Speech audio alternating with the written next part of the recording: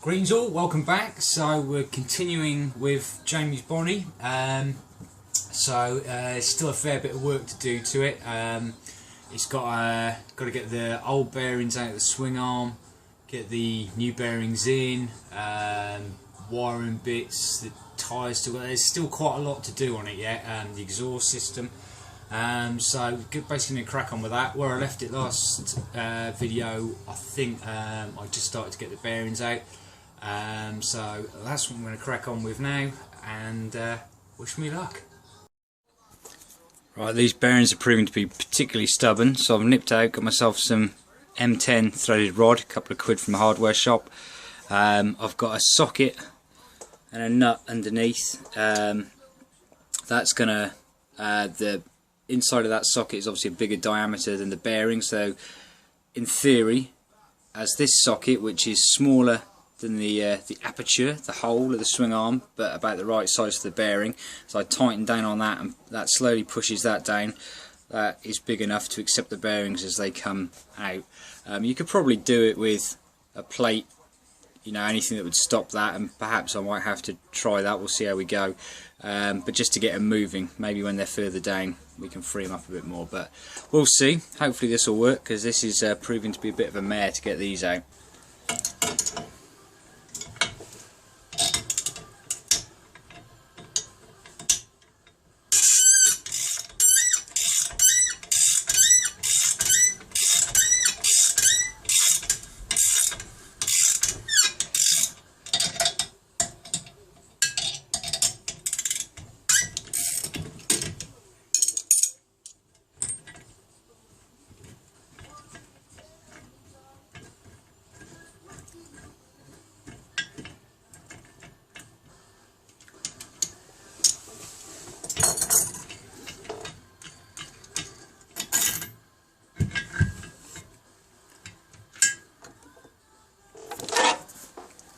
Okay, I don't know if you can see, but down there, that's the other bearing that was right up this end. That's pushed almost down to the bottom.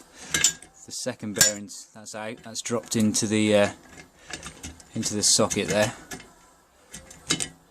There we go. So, success. Okay, so I think we've done it. I went down a bit more just because I'm lazy as well. Just stuck another 24mm socket. The other 24mm socket's there. Just saves me having to try and wind it down. Just increase the distance, you know what I mean.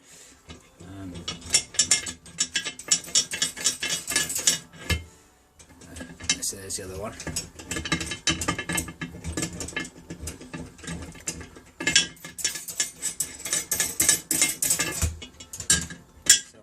Through, we've pushed both bearings out.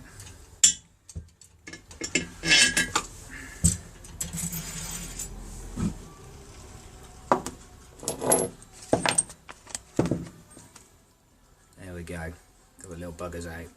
So a variation on the removal process for the installation process. Just threaded rod again. I've just got a big bit of aluminium I had and just drilled a hole through it. It's basically just acts as a kind of brace underneath here. It's not going to damage the swing arm or anything like that.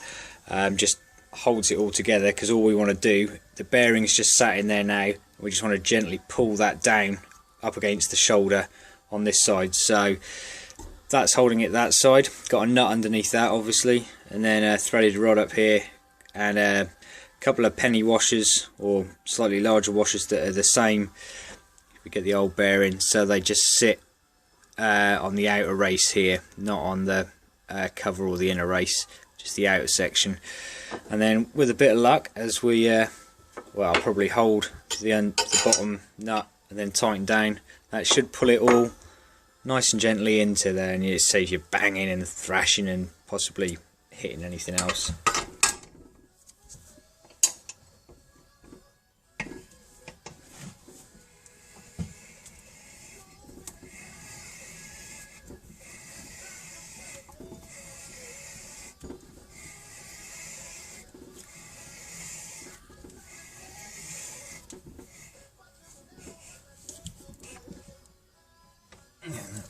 tighten up so that feels like that's down at the bottom.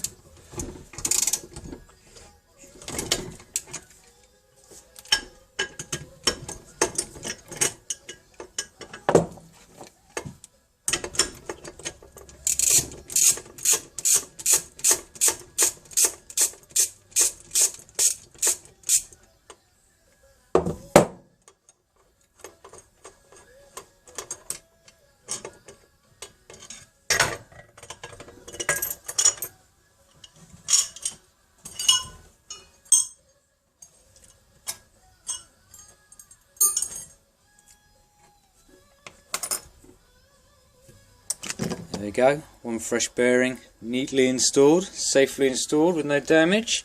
So the same with the next one, and then get the needle roller bearings in.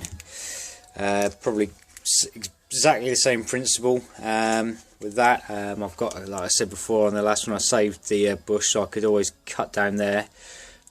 So it's the same diameter, but obviously with the cut straight through it there, it's going to be easier to get out or just drop out. But yeah, same sort of principle there, and then we can get the swing arm on and then start getting this project really moving. Okay, there we go. So lovely new sprocket, spanky clean chain, threaded correctly through the swing arm back on, bearings in, fresh bearings, greased up, torqued up, and then there you go. That's how a swing arm wants to move. So that should make a fairly considerable difference to the quality of your ride, I think, mate. So let's get these, get the shorter shocks on as well.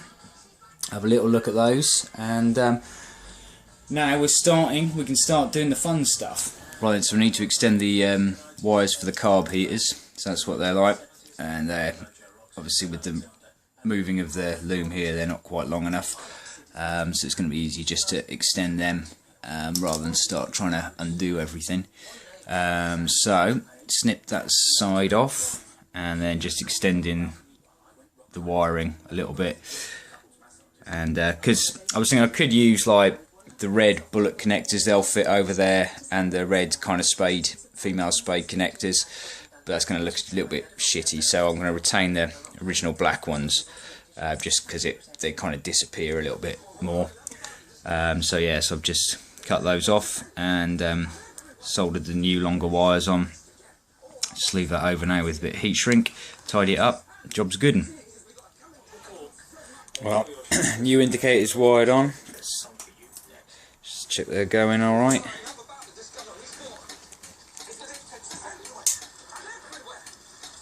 Excellent.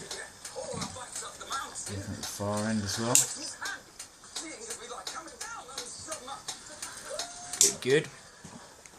So yeah, all the airbox elimination kit is in there. Got the back panel on now, which tidies everything up an awful lot, just cleans up the back end. Obviously batteries in. I've just put a piece of high density foam in there because the battery box, whether it's carb or EFI, is slightly bigger to allow for the ECU if you're a EFI bike. So rather than have that wobbling around, I've just taken up the space with that, and then I'll put the strap back on so that won't be banging around anywhere. But cool beans. Right, so now I need to make another one of the carb mounts, so that will bolt to the top of the frame, the engine and the carb. Let's show you. Just because at the moment now, obviously without the airbox here, there's nothing supporting them, so although they're fairly secure, it's always nice to have something else that holds them, so it'll just hook round there and bolt onto there, much like I did on the other Bonneville. So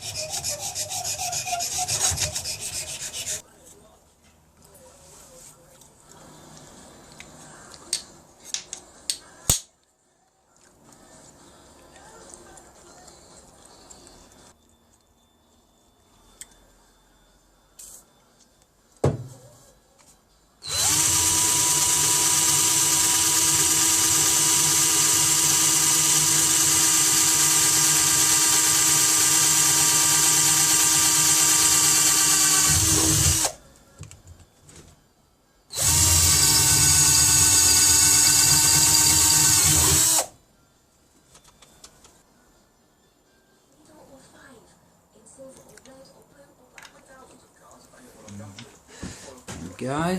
It's pretty much. Oops, where are we there? So I just shape the that end so we haven't got a square end. But do the job lovely. And there we go. Bracket installed. Happy days. Nice secure set of carbs.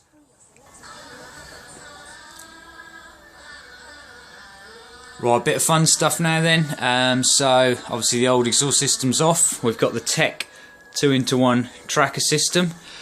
Pop the old exhaust gaskets out, and then some nice fresh ones ready to go in.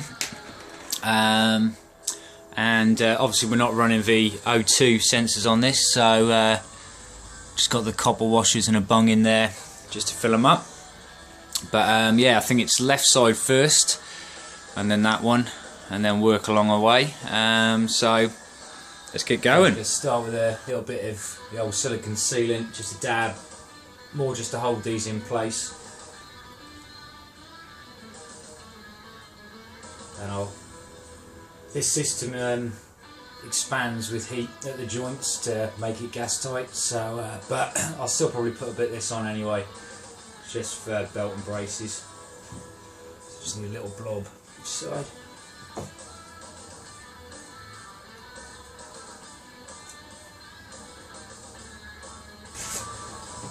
A little bit of copper slip on the exhaust studs as well.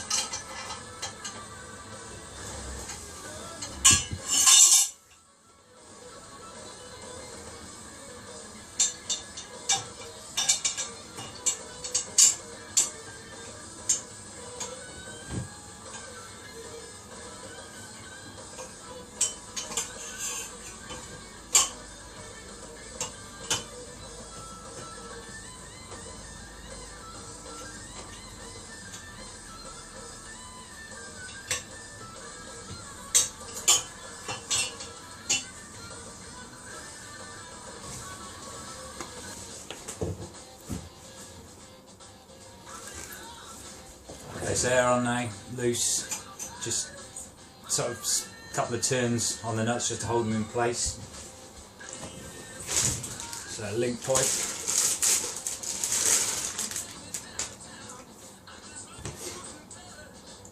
Again, I'm just going to put a little smear of the schniz in here.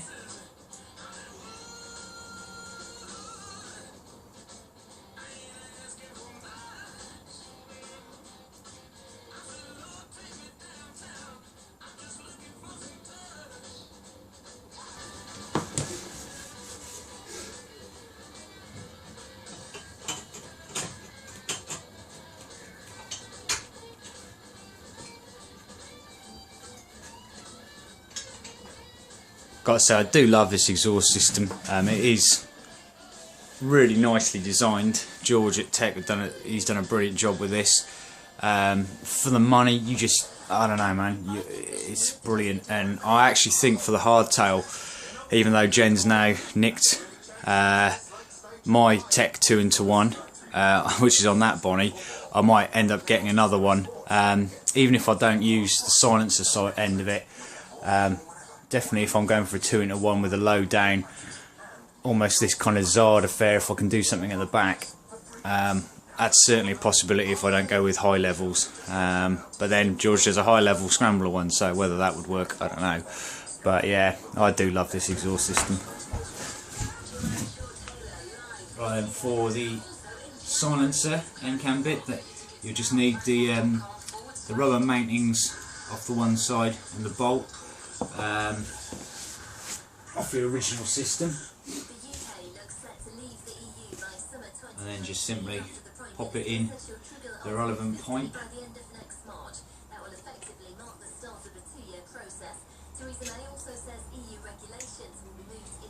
A bit more silicone.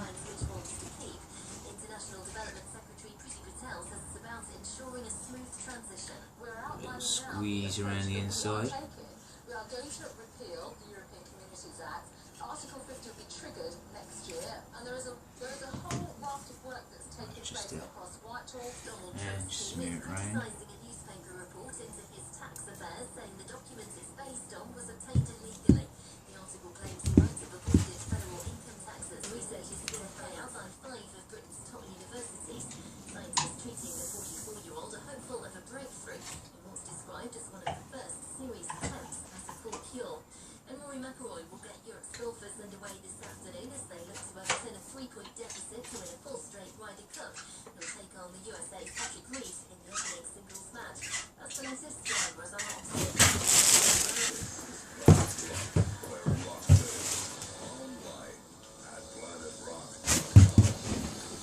on Right then, so we got the system on. Jay's still using his rear pegs for his good lady. So we'll get that on.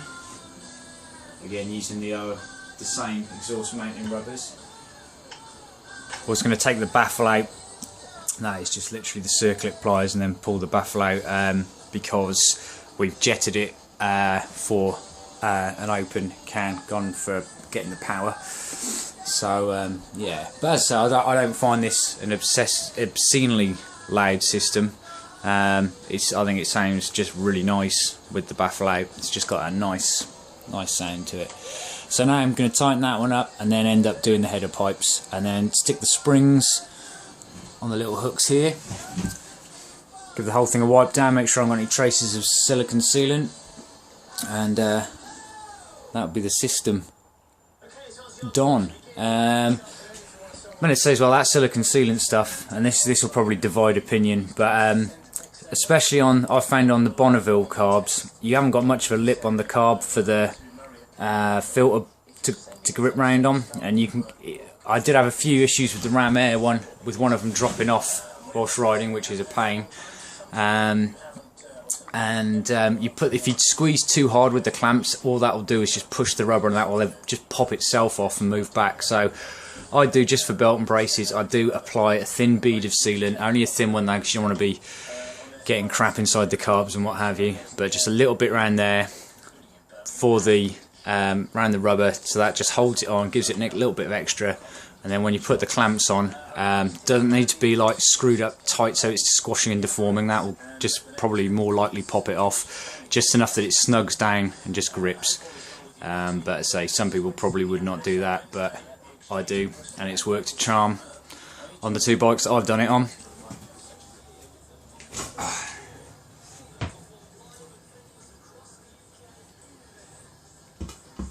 Well, the tyres are coming off. I think we might need some more rim tape. That's looking a little bit skanky. In fact, yeah, it's pretty minging.